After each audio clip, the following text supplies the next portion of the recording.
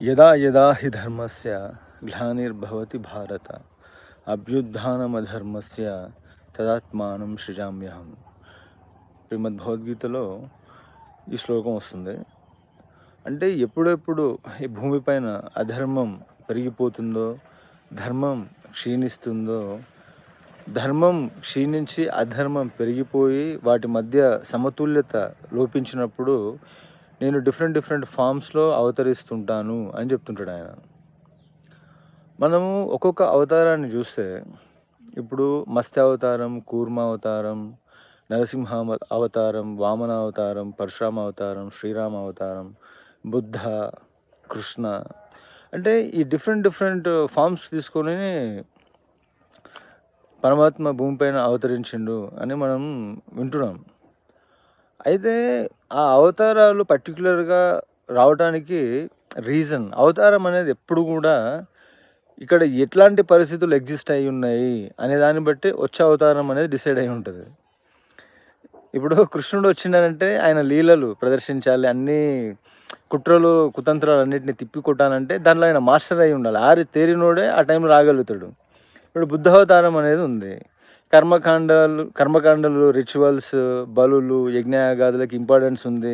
Meditation, అంటే actually Patanjali యోగ సూత్రాస్లో ప్రధానంగా ఉన్నది మెడిటేషన్ గురించే ఉంది.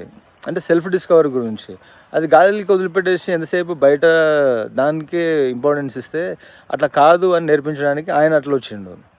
ఇక రామావతారం కంప్లీట్ హ్యూమన్ బీయింగ్ ఉండి హ్యూమన్ ఎమోషన్స్ అన్నిటినీ ఆయన పండిస్తూ ధర్మాన్ని ఎట్లా పాటించవచ్చు అనేది చూపించడానికి, రావణ సంహారంతో పాటు ఆ విధంగా చూపించాలని ఆయన ఒక రోల్ మోడల్గా వచ్చిండు. అదేవిధంగా వామన అవతారం, నరసింహ అవతారం, అంటే చూడండి ఎట్లాంటి డిఫికల్టీస్ ఉన్నప్పుడు ఎట్లాంటి అవతారం తీసుకోవాల్సి వస్తుంది టోటల్గా ఇక్కడ ఉన్నటువంటి అధర్మాన్ని ఎన్కౌంటర్ చేయడానికి. అంటే నిజానికి మనం ఎప్పుడూ మాట్లాడుతుంటాం భూమిపైన అన్యాయం పెరిగిపోయింది, అధర్మం ఎక్కువైపోయింది అది అని. నిజానికి ఇప్పుడు మనం పోలీస్ స్టేషన్స్ చూస్తే మండలానికి ఒకటి ఉంటుంది, కానీ జనాభా ఎంత ఉంటుంది? కొన్ని విలేజెస్ నుంచి ఇప్పటివరకు పోలీస్ స్టేషన్లో ఒక కంప్లైంట్ నోటరీ కానీ విలేజెస్ కూడా ఉంటాయి. ఇప్పుడు ఒక విలేజ్లో మనం చూస్తే మొత్తము ఒక 500 మంది ఉంటే అందులో రిజిస్ట్రేషన్ అయిన కేసులు ఒక 10 మంది ఉండొచ్చు, 10 ఇండ్లే ఉండొచ్చు. మెజారిటీ చెప్తున్నాను నేను. అంటే మంచితనం అనేది ఎక్కువ ఉంటుంది. ఇప్పుడు మహాభారత్లో చెప్తున్నారు కదా, దుర్యోధనుడు అండ్ ధర్మరాజు, మంచోనికి మంచి ఎక్కువ కనిపిస్తుంది.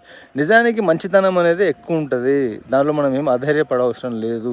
ఒకవేళ అది లేకపోతే ఎర్త్ సస్టైన్ కాదు, కొలాప్స్ అయిపోతుంది.